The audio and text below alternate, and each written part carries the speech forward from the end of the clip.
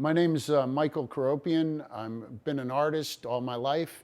I studied in the Pennsylvania Academy of the Fine Arts and majored in sculpture. I left and did a number of projects since then. One of the largest sculptures I did would be Comerica Park tigers. There are 9 tigers on the new home of the Detroit Tigers, and that was done in 2000.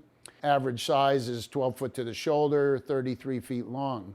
More recently, I've done some projects for my hometown of Manchester, Connecticut. Last year, I finished a 7-foot scale runner, Joe McCluskey, for the town. A couple of years ago, I did a portrait of a Civil War general. His name was Thomas Francis Marr. He was the Irish Brigade General of the 69th, and that was dedicated in Greenwood Cemetery in Brooklyn. Most recently, the Town of Fishkill has asked me and commissioned me to do a statue, an 8-foot statue of Daniel Nimham. Daniel Nimham was believed to be the last sachem of the Wappinger people. His life was focused on trying to get lands back that were stolen by the Phillips family, which are part of Putnam County. And he was in the French Indian War. He also fought on the American side in the American Revolution. When he came back from the French Indian War, he realized that his lands had been stolen, the lands of his people.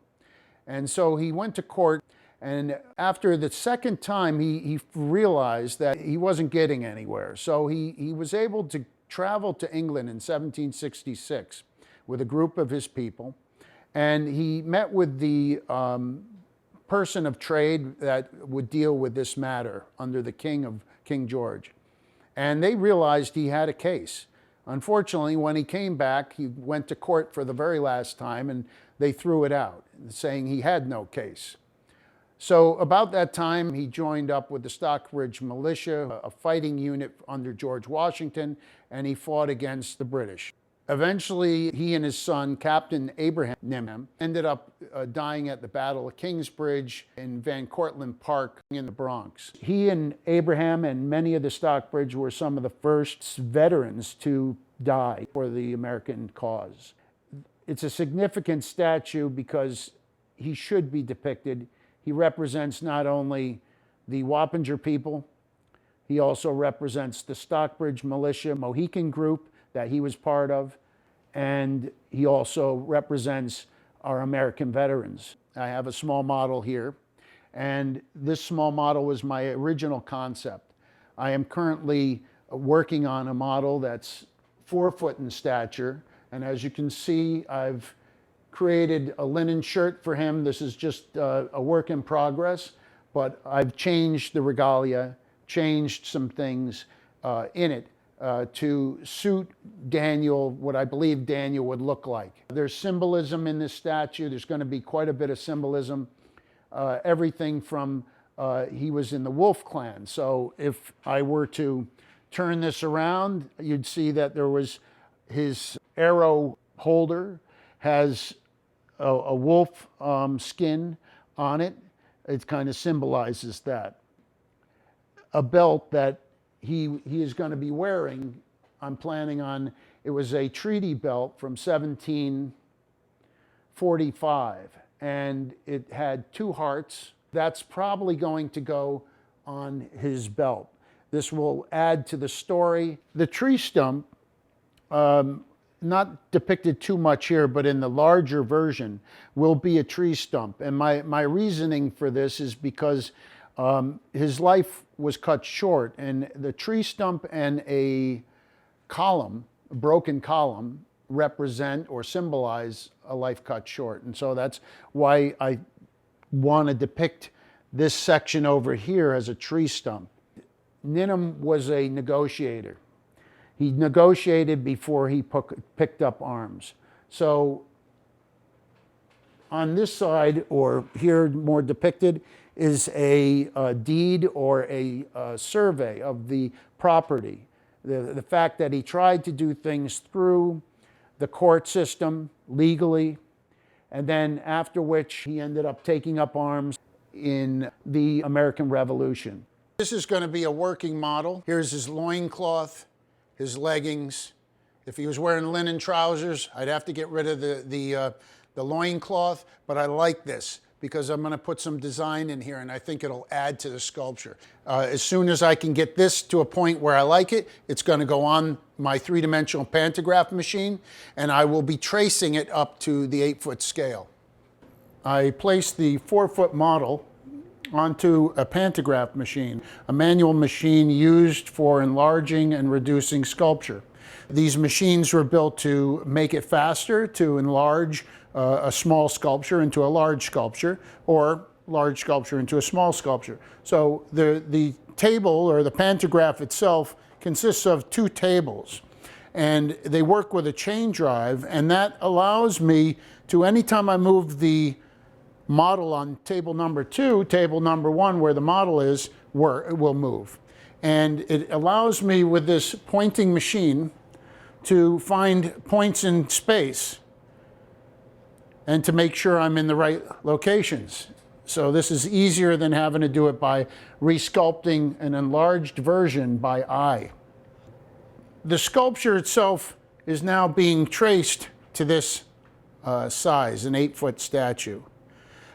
In order to do that, I don't want a solid amount of clay. So what I do is I build up an armature in steel, weld up a steel armature, and apply styrofoam on top of that, which takes up the bulk of the space, so that when I need to apply clay, the clay is only about a 1/2 inch thick, or whatever I want it to be. So that holds the clay up, and then I use a lot less clay. There's a lot less weight on this. As you can see, I took the lower half of the sculpture off, and I put the upper half on. I didn't put any clay on the quiver yet. I will be doing that. I just wanted to get most of the back to the right height, and then I'll add some to the quiver. I'm not 100% sure I'm going to go with this quiver, but I'm pretty happy with the concept of the wolf head depicting Nimham's clan that he was from, the Wolf Clan. They said at the Battle of Kingsbridge they had quivers with about 20 arrows in them. So even though I'm not depicting him at the Battle of Kingsbridge, I probably will add approximately 20 arrows in there. I probably won't do too much work on this using the pantograph. My main focus would be to take this off as soon as I can, gathering as much information as I can from this. And then from there, the fun starts. Now I can start to sculpt. As you can see, I've joined the top section with the lower section of the sculpture. So now it's a matter of sculpting, pretty much using free eye and some proportions to compare my models, to compare a life model if I have a life model come. I've filled in the seam where the 2 parts connected. I will be going back and taking the sections off later in the process, but right now I want to get the whole sculpture going as one whole piece. About a year ago, I found this book, and I didn't know there was something similar, but I found this book that had a skull that was dressed in a deer skin attached to a quiver. It was a Lenape quiver. I believe they found around the Delaware River area, about 1638, so a little early than he was, but I thought that was quite a coincidence that they did make a mock wolf head on the quiver someplace. I personally don't want to follow that exactly. I want to leave it up top. I think sculpturally it works better. Could it have been real? They might have. If they had a wolf head on the bottom, they might have had one on top. Again, this is an artistic judgment, more so than a historical one, or completely accurate historically. I've added quite a bit more of the clothing and details to the sculpture. The leggings are becoming a little bit more in detail. I've added a linen shirt. I'm working on the musket, and I thought I'd discuss a little bit of some of the details I'm adding now. So I've decided I wanted to incorporate something about the Hudson River, because they lived on the east, the Wappinger people and the Mohicans lived, a majority of them lived on the Hudson River, and they used the river as a resource. The Mohicans, the word Mohican came from the word that means the river that flows both ways, or the river that never stops moving. So I decided on his belt to add something I saw in a painting of a river Indian back in, I believe, painted in England around in the early 1700s. And I thought, you know, the wavy line would represent the Hudson River. And I noticed that this painting has a depiction of this, I believe, Mohican Indian with a belt with the wavy line. So I'm incorporating that in. It's just drawn in right now. I plan to add some beadwork to it, and I believe that'll add to the statue and some of the detail work that's going on. The wampum belt, or what this part here is going to be a wampum belt. And through my research through the last 20 years, I found that a wampum belt of 13 strands with 2 hearts in the middle between 1745 was given to the Wappinger people by the state of New York. I thought that's a great thing to add into the statue, because it's very rare that somebody knows about that, and the belt has never surfaced in a museum or anywhere else. So I just thought I'd like to depict that. The hearts were red in color. This is one of the hearts. This is 45, and I'm still waiting to get more beads to apply to create the second heart, and the 1 and the 7 that will go there. And once that's done, it'll have some strands coming down, maybe some beadwork or whatever. As I go over to this side, we've done quite a bit of work on the moccasins. As you can see, there's some quill work, and I've used rice to create the thread of the and the stitching of the quill work. I found these beautiful moccasins online. I believe they were from the Great Lakes, but I thought they were quite appropriate for what Nimham might have worn, rather than just plain, you know, he probably had some quill work on his moccasins. And these are probably a little, they probably came after him a little bit, but I think that they kind of match a lot of the Wappinger quill work that I've seen in some of the museums around here. And so I thought they'd be appropriate. As far as the musket goes, I've decided that I'm going to go with the Charlesville 1766 musket. It's a French musket. It was a bit shorter than the Brown Bess.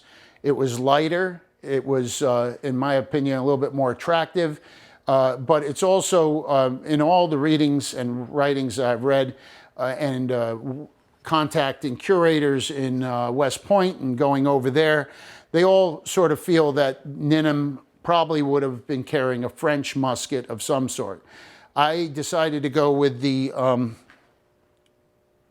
Charleville 1766 for a couple reasons. I thought it was a little higher end musket than the trade guns that most of the Native Americans were sold. I thought as a chief he would have something a little bit more elaborate. Maybe something like this was given to him. Many of the Charlevilles were, obviously they're made in France, but the French were not at war with Great Britain, and the Americans were ordering these guns. The guns were going from France to the West Indies, and then somebody went down from the coast of Florida with a boat and picked up the load of guns without the English knowing that they were being brought into the country. I've chose an interesting tomahawk. Most of the tomahawks you see are very similar, with the head of the tomahawk looking similar to that. This has a spike on the end of it, which the Native Americans could use that way, or with the blade side.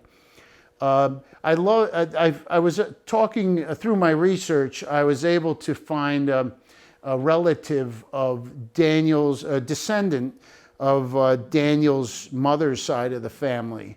And this tomahawk that he showed me, that's in a museum, was passed down through generations in the family. And what I loved about it was this: instead of a straight piece of wood, 90 degrees with an axe or a pipe, sometimes they had axes with pipes, that it has this nice sort of S-curve going in, and it's not completed yet.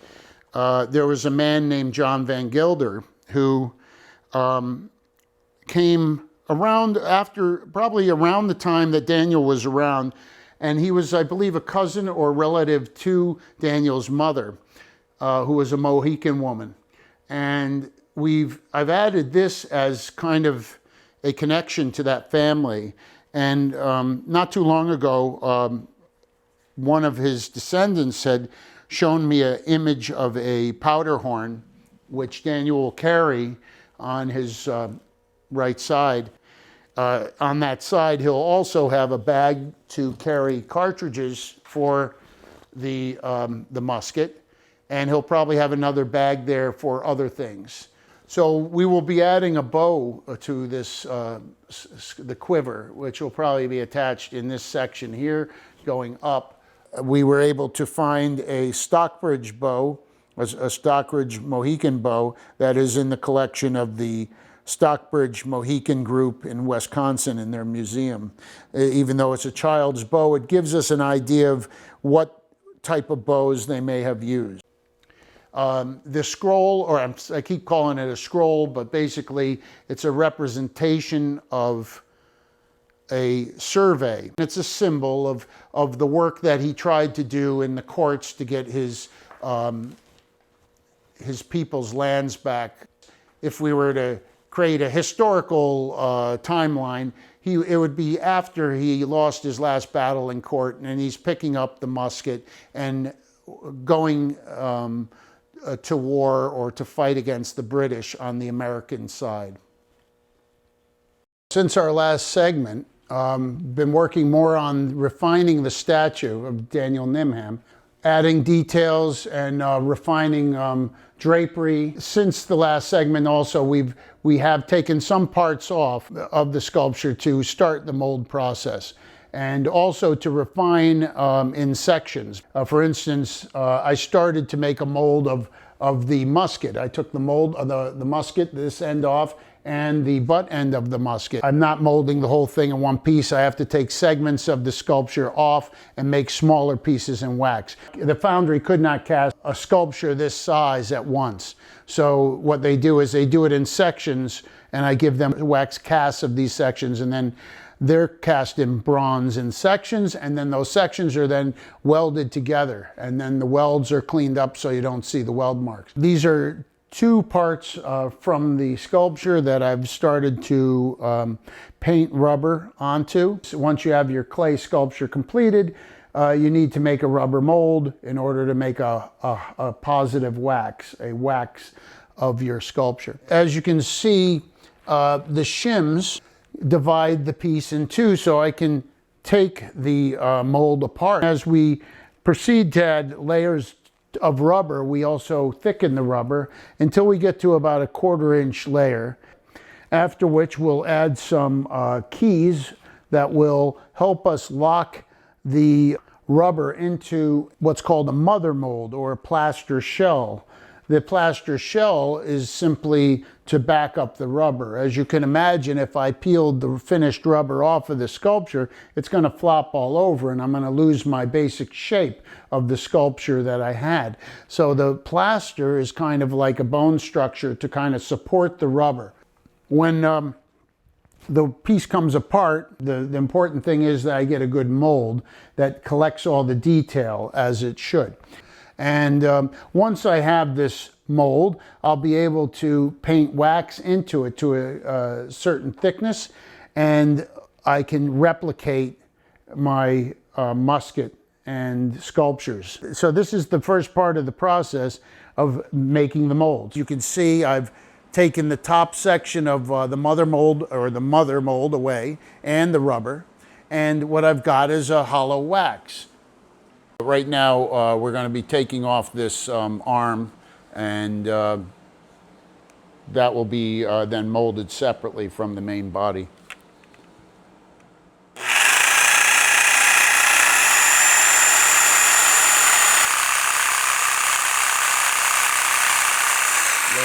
Starting to get something? Yeah, that's right.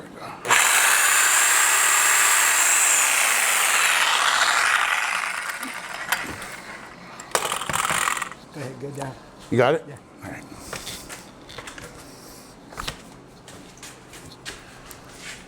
Thank you. Okay, what?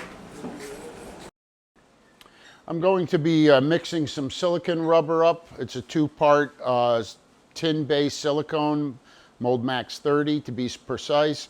And then I'm going to be applying a thin coat onto the surface of the clay.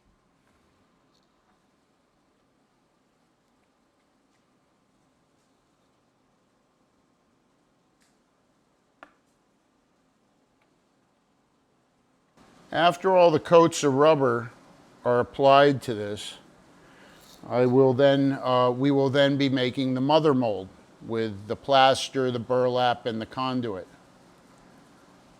And that will support the rubber. And then we can take the mold apart and begin cleaning the mold of the clay and everything else in order to start making a wax. I want to remove the wax, and I'm taking apart the mother mold first, and then I'll peel the rubber off, and hopefully we have a good wax under here.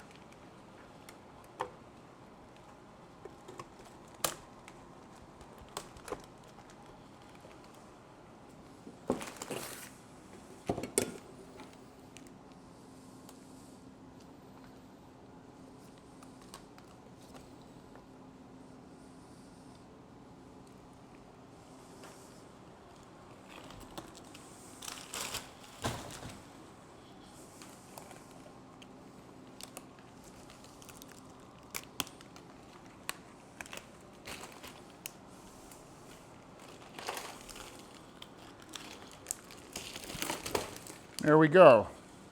There's a wax with a little flashing.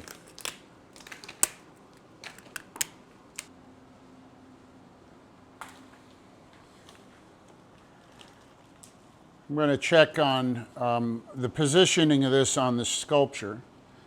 This is now the wax where the clay once was.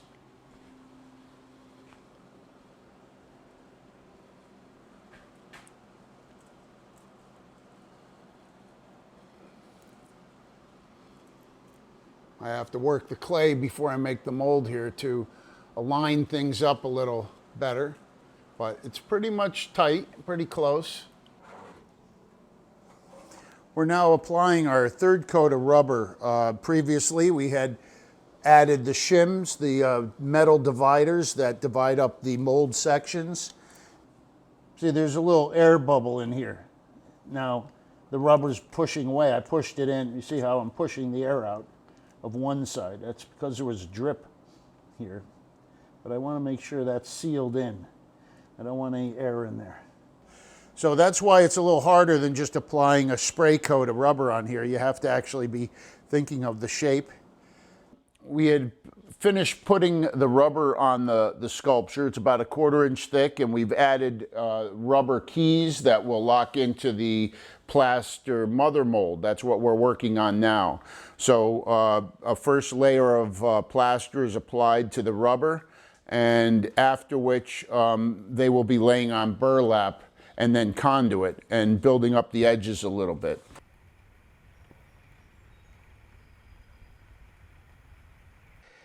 We're finishing up the plaster mother molds on the top sections, and we'll be taking the molds apart. Then we'll be taking the rubber off the clay and starting the waxes. There, you just had to go under that arm. There you go. Okay, you have it. It's loose. I'm removing the rubber from the clay. Then we have to clean the rubber out. Some places you can see it's coming off real nice, and other places it's sticking, so we have to clean it. We've spent some time cleaning out the clay that sticks to the rubber sometimes, and as you can see, the texture from in the negative, you can see the texture of my sculptural tools and some of the wampum bead that was on the belt.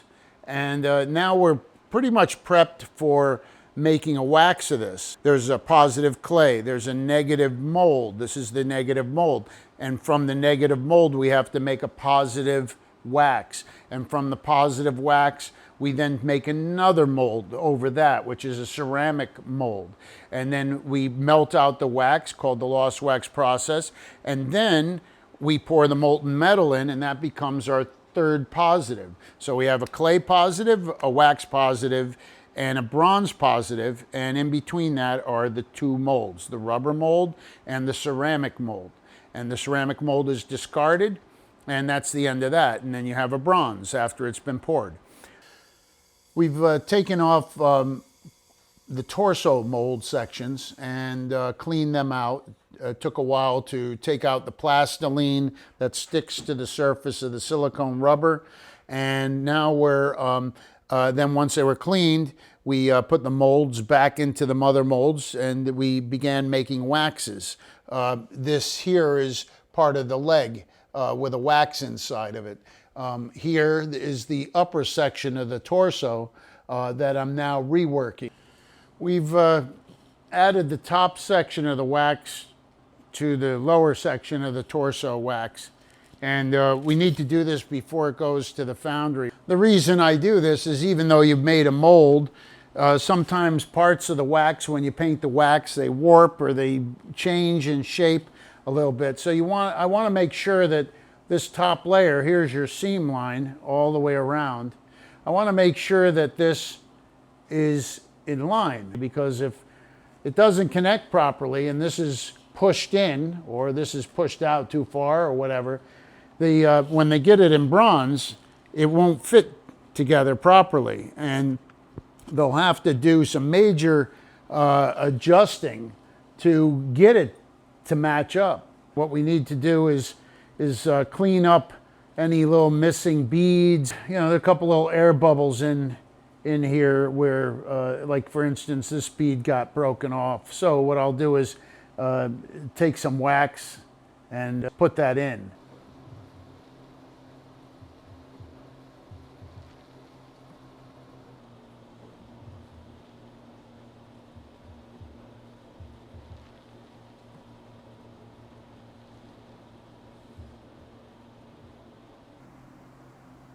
This is the mold of Daniel Nimham's head. I'm going to start painting in wax and building it up to about a quarter inch to 3/8 of an inch. The back side of the mold is over here. I've already applied some wax to that. And once I get this wax completed to the right thickness, then I'll close that part of the mold, and I'll go in through his neck and fill in the seams to connect the two pieces of wax together. Daniel Nimham's head is one of the last parts of the sculpture that I need to make a wax of. The wolf head and the ponytail and some of the smaller things are being cast at the end. So I'm working on the reworking of the head, the hollow head of wax, as you can see. Where I had the mold lines, you could see the seam line. So I had this one section that was the back piece of the mold, and then I had a mold for the front section. So I have to clean up this to match the surface of his skull, match up the hair, clean up the feathers in the back here, and the ears, and so on. So this is my second attempt to clean up the sculpture, get it ready for bronze. As far as the necklace goes, I've decided on giving him a couple bear claws on a necklace that has representation of a coyote bones and some beadwork. After talking to some local descendants of the Wappinger people, I've decided I might add a pendant of sorts that looks kind of like an oak tree, based on a very primitive sort of medallion that is encircled by a circle of metal. And that will then attach to the center part of the necklace. Here's the hole for the earring in his lobe. It's starting to stick. I gotta heat up the tool. Oh. So this hole here, I'll probably drill out, well, either now before it's in bronze or when it's in bronze. And I've thought about a ring that will go in here. Quite common that the ring will come out, not necessarily big, but maybe about 2 inches diameter. And then on that will be hanging several pieces. They used to take, the Native Americans used to like the metal. They'd find little silver in areas. They'd buy silver pieces and cut them up and make them into earrings. So I thought a semi-triangular shape attached to the circle of that ring of bronze, and then that will go on to that. And then because they'd be loose, it's probably a good idea to weld them, the little pieces of triangle pieces on there. Right? Probably a good idea to tack them, weld them to his collar, which comes up almost to this neckline. In sculpture, there's a thing called color. It has nothing to do with pigment. What it has to do with is the gradation of light hitting a subject. By pushing in the iris and creating a pupil in there, I'm able to use the shadow of his upper eyelids to create an illusion of dark eyes. Now, if he had blue eyes, what would I do? Well, I would bring out this iris so that it was more flush with the surface of the cornea. And then, in which case, his eyes wouldn't look as dark. They'd be more light. So I'm finishing up the reworking of the head, and I've got the wolf head to do and the ponytail. I'll clean all those up, and we have the base pieces here, and then I'll be taking a trip down to the foundry and dropping them off, and hopefully our next trip to the foundry we'll be able to get some video of the gating process and the ceramic shell process, which will be the next steps to all this.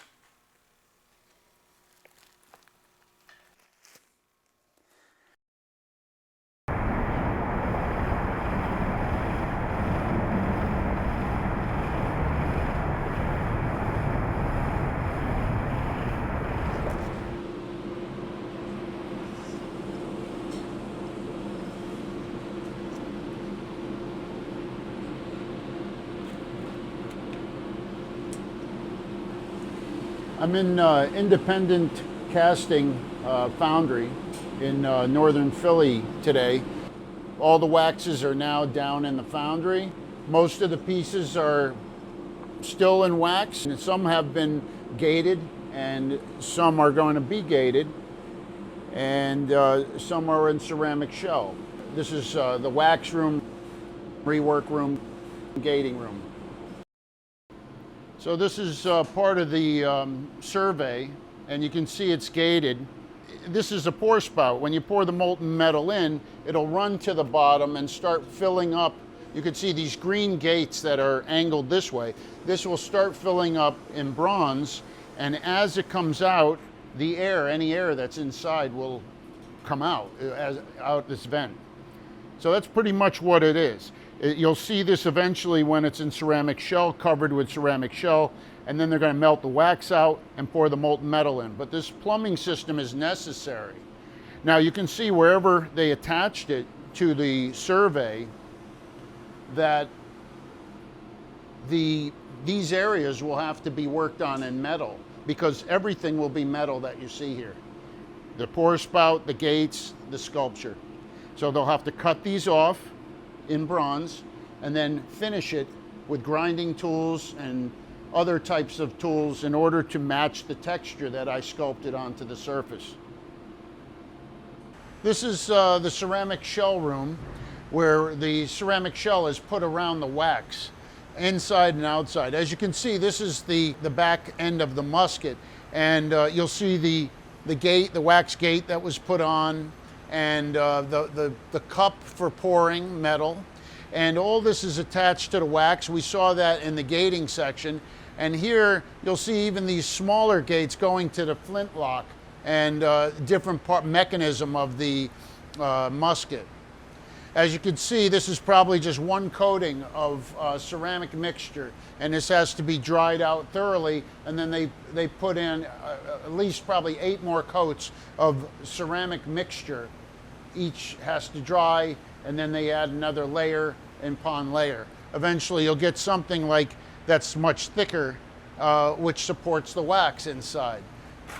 So this is the ceramic, the cup, the gate, the main gate. The metal will be eventually, when this is a full mold, the wax will be melted out, and the molten metal will come in, go down the main gate, and come in and start to raise up through the musket. And because of these little areas that have 1/4 inch and little spaghettis, that will allow air that would be trapped otherwise to escape. So you can see this was part of the tomahawk handle. I think this is the knife sheath that was cut off of the front of Nimham. They're getting ready. The next time you see these will probably be either being melted, the wax being melted out. That's where you get the lost wax part of it. And then the molten metal will be poured in. Hopefully we will be able to show you a pour of a number of the pieces being cast. We have a few more pieces of wax that have got covered over with a ceramic shell mixture. This is the wolf head right here. You can see the ears and the nose right there. Here we have the hand, the right hand. You'll see my hand above it, the fingers and the thumb, and the wrist where it was cut off. So inside is the wax hand, and it has a wax gating. When you put all these coatings of ceramic shell on, it's very easy to forget what's inside. Obviously it's a wax, but how do I know it's my piece? They're smart, and they can put my initials on the clip. So we're looking at the head of Daniel Nimham, covered with ceramic shell. This is his nose, his eyes over here, his ear, full head. Part of the back of his head was probably cut off, and that's going to be cast separately because they need to get ceramic shell not only on the outside of the form, but on the inside as well. So right now, the wax has been melted out of the ceramic shell, and now they're heating up the empty ceramic shell and in the autoclave over here. They're also heating up the bronze in a crucible over here. When this is ready and the temperatures are right, they'll remove the ceramic shells that are warmed up. They'll place them down in the section on the ground. They'll go in, open up the crucible, pick the crucible up, bring it over and pour the molten metal in. This is the lost wax process.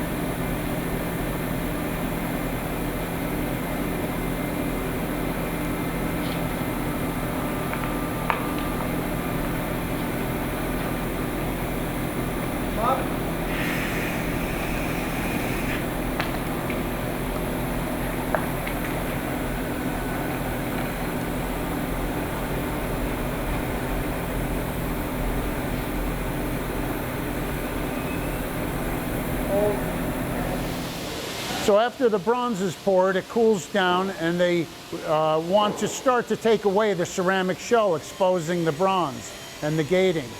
And that's called knockout. So as you can see, he's knocking off the ceramic shell from the sculpture and the gating system also. Everything's in bronze now. That's part of the sculpture. And you can see some of those long, snaky looking things. Those are part, there's the pour spout and the gates. So here we have the first pieces coming out in bronze. This is the base piece. It was done in sections. You can probably see the shiny areas. So something this large could not be poured at one time. You could see here, this was a separate piece from this, and they're starting to finish the sculpture now. That means going in, filling this with weld, and then grinding it to match the texture that I sculpted. See the same thing over here. And they're going to work obviously from the ground up.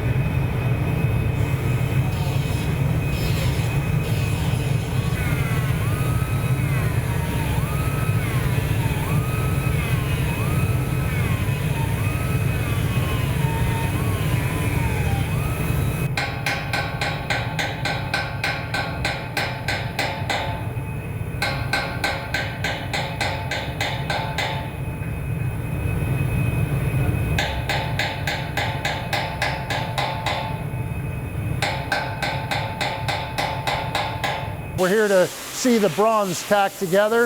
It's been a couple months since I had the clay at 8 foot in the studio, so it's great to start seeing the sculpture coming together.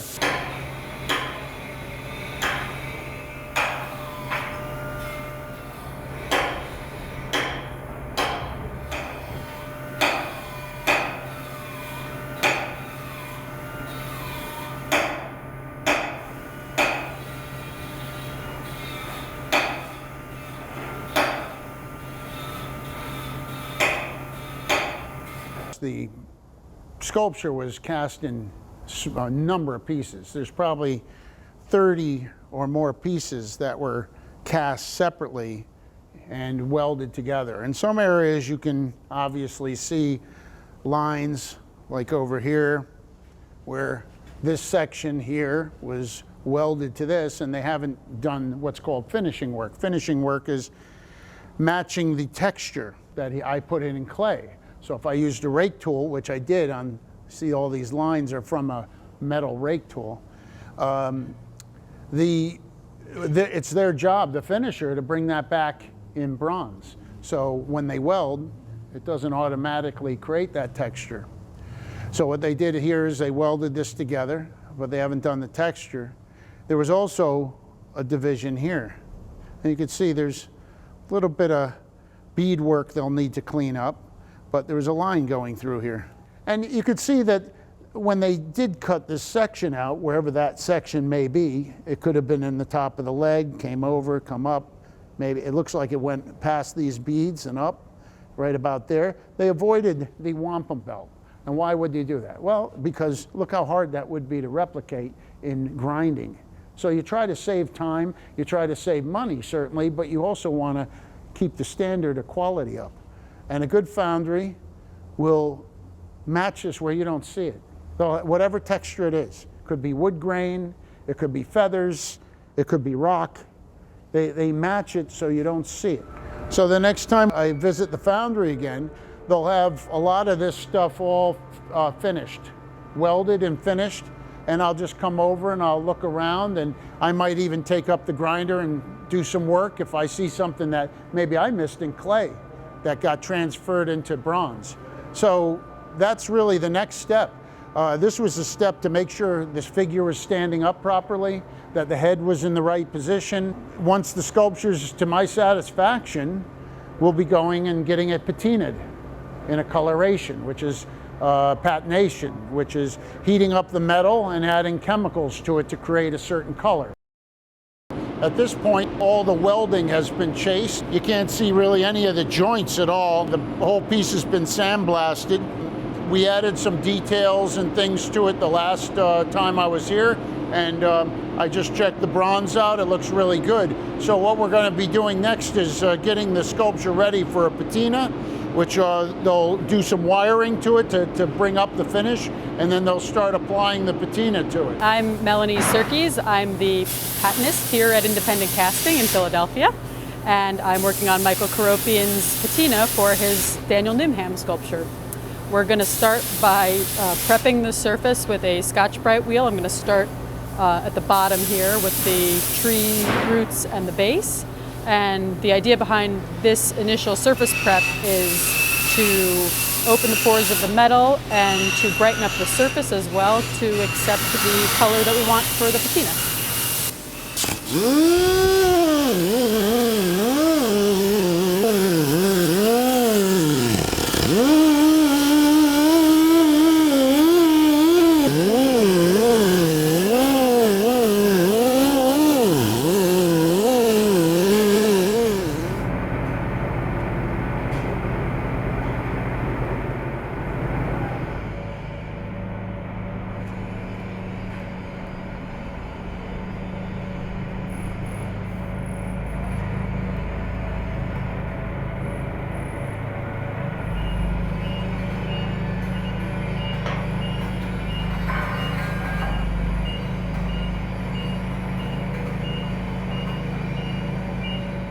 So we're now, the finishing work is completed, and all Melanie has to do is Scotch-Brite the whole statue, which you've seen, and apply the patina.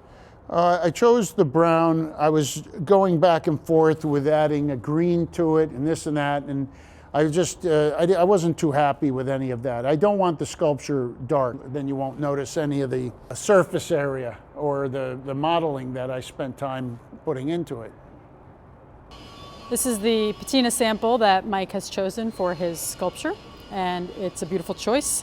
We're going to do first a couple of different layers of weak acids. They're called nitrates, and with the combination of heat and these acids, I'm going to get these different colors. So the first color you see will be done with the ferric nitrate, which gives the warm brown tones, the goldens, the honeys, and that'll be our base layer. And then I will use a little bit of cupric nitrate, which is a copper-based nitrate, and gives the greens that we'll see in some of the recesses.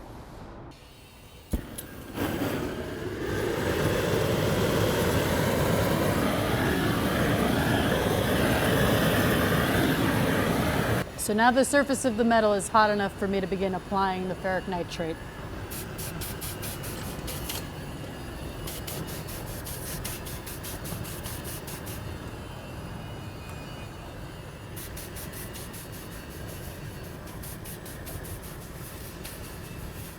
So from here I can go straight into the cupric nitrate.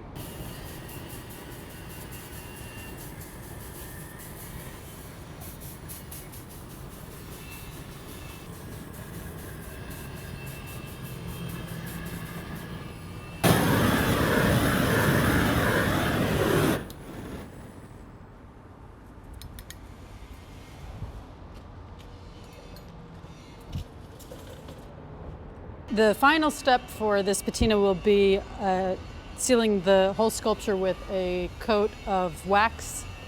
I will apply it to the surface while the bronze is warm. And then once it's cool, I will apply a second coat of wax, and this helps protect both the color as well as the metal itself. So when Mike comes the next time to see the sculpture, we're going to have it all completed for him.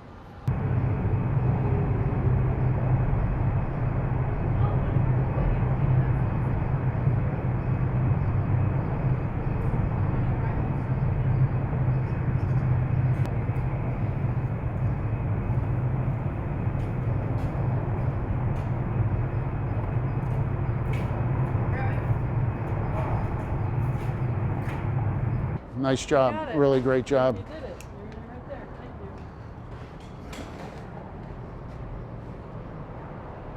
you. With sculpture, it's inevitable that you have to color it or put a patination on it. We chose this brownish color combination with some green and some brown, and I really liked it. But until it's actually on the whole piece, it's very difficult to see how it will look. I was concerned that a patina of this sort would get too dark. But I think once we're outside, this is going to be beautiful. Everything shows up, the details. I couldn't ask for more. I wouldn't want it lighter at this point or too warm brown. I think right now it's great. I'm very happy with the result. This is fantastic. Couldn't have done a better job. We're about ready to get it ready to strap it up and place it on the truck and transport it up to Fishkill. A little straighter. Yeah, you're there.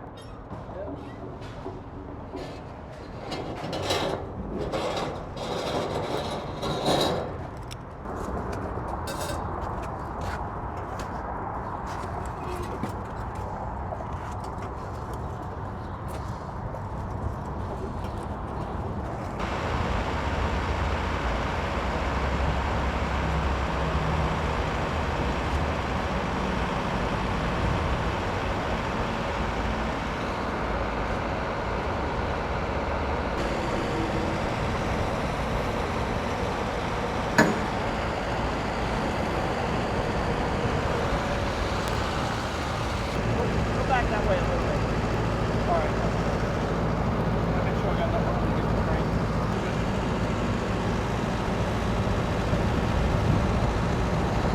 We're going to wrap them up with the blankets, maybe add some shrink wrap to them. There's debris and stuff that could happen on the highway, just to try to protect it on the way up. We have a 2.5, 3 hour drive ahead of us, so just want to protect it.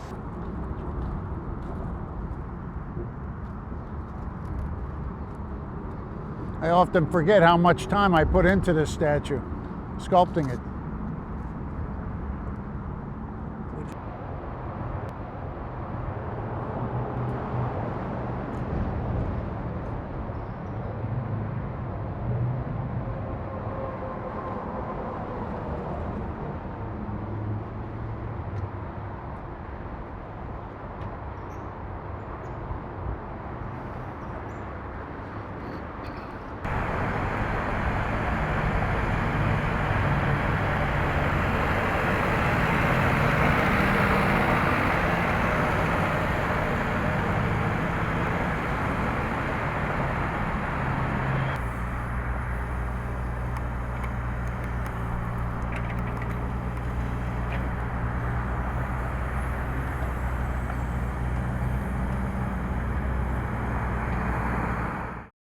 Here we are at the Daniel Nimham sculpture site.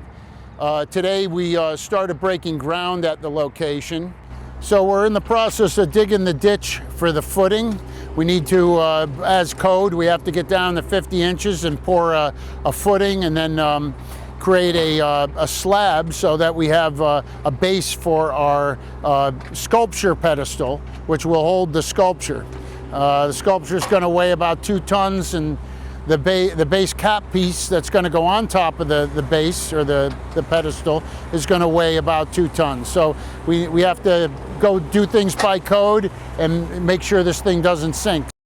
Last week we finished the footing. We dug a hole, had to go up to certain depth for a freezing line and built a footing, poured a concrete slab. We also started the base and finished the base up.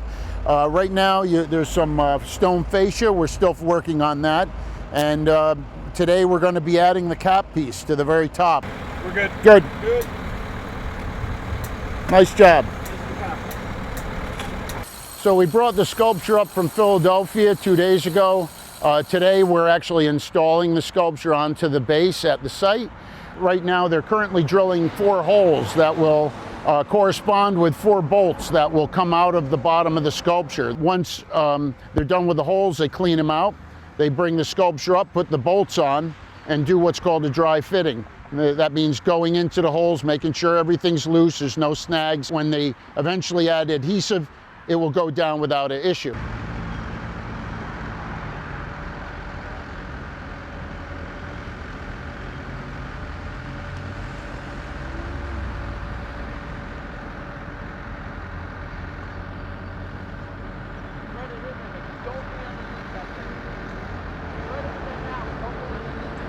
Right now they're threading the 3/4 inch bolts into the bronze sculpture. That's the way it's going to be mounted. With some epoxy into the base, this sculpture won't be coming down anytime soon.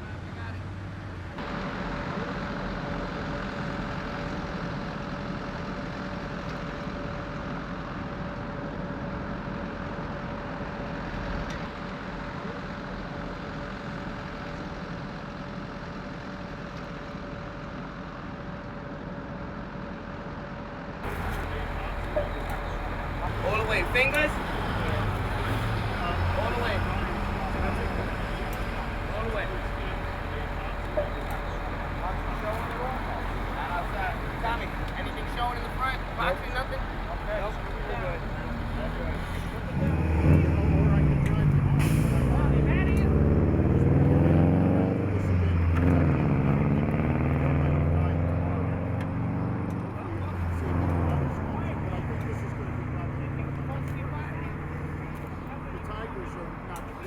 The sculpture has been mounted to the base, and it's right now with the adhesive is adhering to the bolts. It's all tightened and it's all on there. After lunch, we're going to come back and do install the plaque. We're getting ready right now to attach the back plaque. The back plaque is one that we recently did. It has my name, the supervisor's name, and the board. The front plaque is the 1937 plaque. That was the dedication. They had a dedication to Daniel Nimham, and I thought, even though it was old, we could refurbish it and repatina the plaque and then reinstall it. We're going to put a strap around the base to hold the plaques in until the epoxy sets. So the sculpture is up and the plaques are on. We've strapped the plaques just until the adhesive cures, and then we'll be taking that off in a couple hours, and it's done. It looks great. I think I couldn't do any better of a job, and I really, I'm just sitting here looking at it. I need time to kind of digest it all. It's been a couple years of working on this, 20 years if you look way back, and I'm just so happy that it's come to this point. It's great.